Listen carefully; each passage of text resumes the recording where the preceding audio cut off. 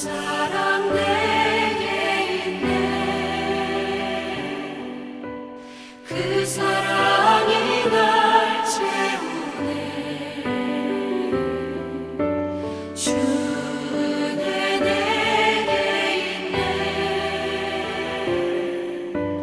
그대로 날 채우네. 성경의 숲을 걷다. 오늘은 신명기 10장입니다. 계속적으로 말씀드리지만 신명기는 이제 곧 가나안 땅에 들어갈 출애굽 2세대들에게 과거를 회고하면서 모세를 통해서 당부하신 말씀입니다. 어제 신명기 9장에서 이스라엘 백성들이 하나님께 반역했던 대표적인 사건을 예로 들면서 원래부터 악하고 교만한 백성이었다는 사실을 직시하게 하셨습니다.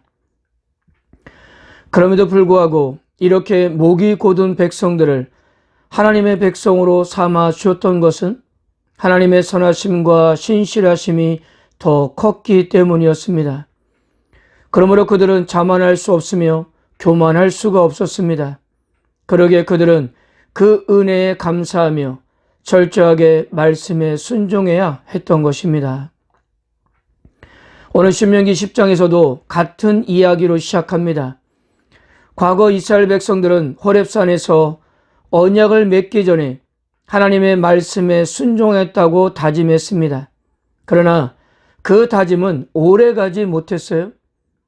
모세가 산 위에서 십계명의 돌판을 받는 동안 이스라엘은 산 밑에서 금송아지를 만들고 있었기 때문입니다. 산 위에는 하나님께서 우상을 만들고 숭배하지 말라는 계명을 돌판에 새기고 계셨는데 산 밑에서는 이스라엘이 우상을 만들어 숭배했습니다. 산 위에서는 하나님께서 이스라엘의 하나님 여호와로서 이스라엘 가운데 머무시려고 성막을 만드는 규례를 주시고 계셨는데 산 밑에서는 이스라엘은 하나님이 가장 혐오하시고 가증히 여기시는 우상을 만들어 숭배하고 있었습니다. 이스라엘이 금송아지를 제조함으로 하나님과 이스라엘 사이에 맺은 언약이 깨지게 되었습니다. 모세가 두 돌판을 던져서 깨트림으로 이 사실을 보여주었습니다. 하나님과의 언약이 제대로 체결되지 않는 상황에서 이스라엘 백성들의 죄악으로 일방적으로 깨지게 되었던 것입니다. 그런데 하나님께서는 이렇게 말씀하였습니다. 1절과 2절입니다. 그때 여호와께서 내게 이르시기를 너는 처음과 같은 두 돌판을 다듬어 가지고 산에 올라 내게로 나오고 또 나무 궤 하나를 만들라. 내가 깨트린 처음 판에 쓴 말을 내가 그 판에 쓰리니 너는 그것을 그 궤에 넣으라 하시기로. 그래서 하나님께서는 십계명을 처음과 같이 그 판에 쓰시고 모세에게 주었습니다. 이것은 언약이 다시 회복되었음을 의미하는 것입니다. 이스라엘 백성들이 금송아지를 만들어서 언약이 깨졌지만 하나님의 은혜로 이번에는 이스라엘의 동의 없이 언약을 회복하셨습니다. 그리고 모세는 하나님의 말씀대로 그 돌판 둘을 궤 속에 보관하게 되었습니다. 여기서 말하는 궤는 언약궤를 말합니다. 출애굽기에서는 이 언약궤를 모세가 산에서 내려온 이후에 부사례를 통해서 만들게 됩니다. 지금 모세는 과거를 회상하면서 이야기하고 있기 때문에 과거의 이야기를 자세하게 이야기할 필요가 없는 것을 우리가 참조하면 되겠습니다. 자, 근데 우리가 여기서 한 가지 생각해야 할 것이 있습니다. 왜 하나님께서는 모세가 만들어 온 두 번째 돌판을 궤 속에 보관하라고 하셨을까 하는 것입니다. 그래서 출애굽기와는 달리 신명기에서는 두 번째 돌판을 산에서 가지고 내려오자마자 궤 속에 바로 넣었다라고 그렇게 표현했을까요? 본문에서의 궤는 두 돌판을 보관하는 기능을 한다고 볼 수 있는데요. 그렇게 보관하는 이유는 더 이상 그 두 돌판이 깨지지 않도록 하기 위해서였습니다. 인간이 들고 있으면 언젠가는 깨지고 말 것이기 때문이에요. 첫 번째 돌판처럼 말입니다.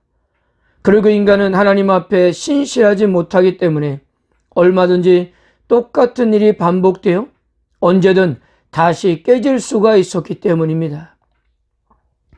그래서 하나님은 모세가 두 돌판을 산에서 가지고 내려오자마자 궤 속에 보관하라고 하셨던 것입니다. 무엇입니까? 인간이 연약해서 지킬 수 없는 이 언약을 앞으로는 깨지지 않도록 지키시겠다는 하나님의 강력한 의지셨던 것입니다.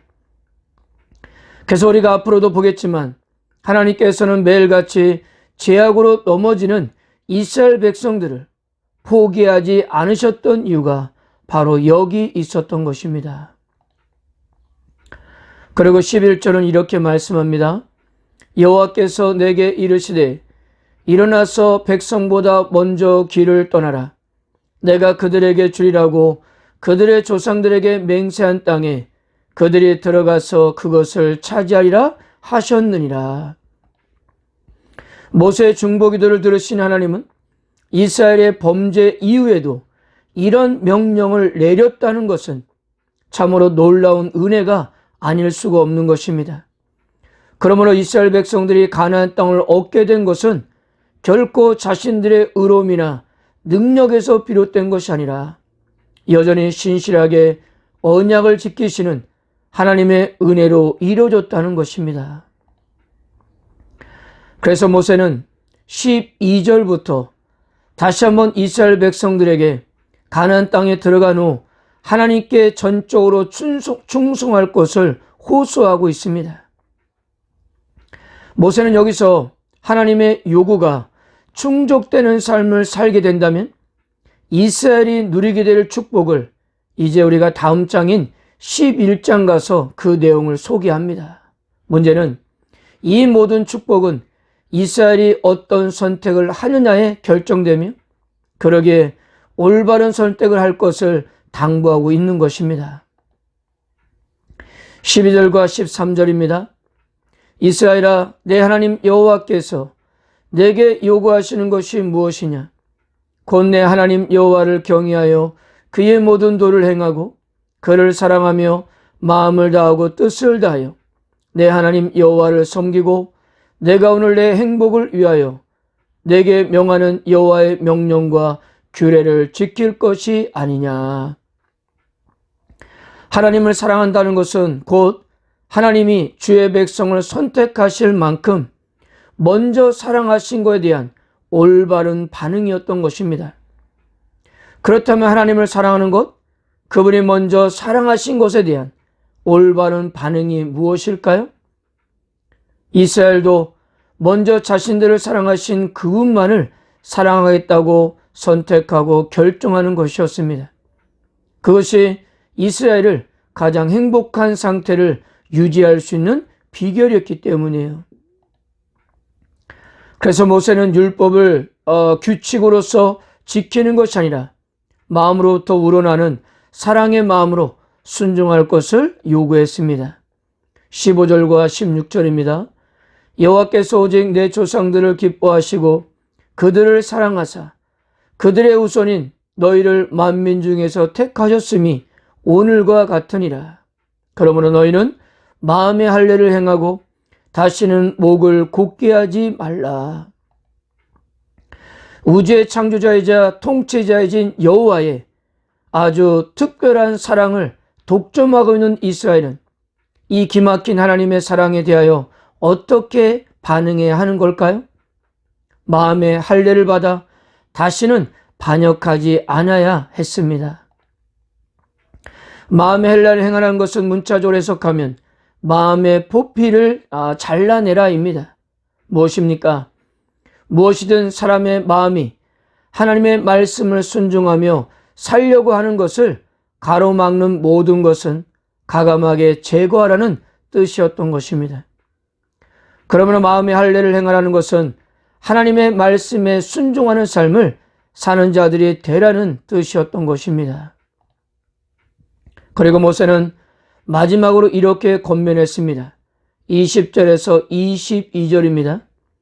내 하나님 여호와를 경외하여 그를 섬기며 그에게 의지하고 그의 이름으로 맹세하라. 그는 내 찬송이시요 내 하나님이시라. 내 눈으로 본 이같이 크고 두려운 일을 너를 위하여 행하셨느니라.